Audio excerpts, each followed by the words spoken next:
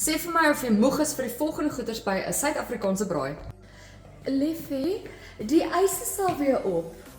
My magdag, dit is 11:00 in die aand. Waar moet ek nou ys kry? Ag, moenie worry nie, ons gaan sommer dans in die tyd verbykry. Ons het die ys nodig nie.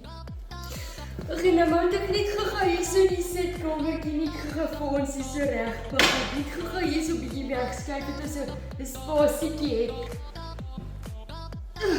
Ag nee man, kan jy my nie net vat na 'n normale dans nie?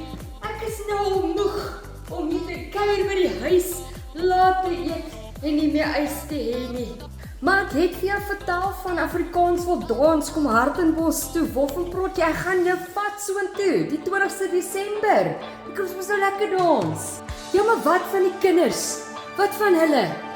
Moenie stres nie man, hulle kan bly by die skoonouers vir daai aand. Geen onder 18s nie, 'n lekker groot mense dans. Alles wat lekker gaan daar wees. Lekker kos, lekker drinkgoedjies, lekker mense. Gaan fun wees man. En dit nogal in Hartenbos op Misty Valley Farm. Dit is 'n beautiful plek. Ja, okay. Wat gaan ek aantrek? As jy mense is, so is julle reg vir Afrikaans wil dans die 20ste Desember. Kry jou kaartjies nou vir die hele familie en vir jou hele vriendekring, want hierdie is enetjie wat jy definitief nie wil mis nie.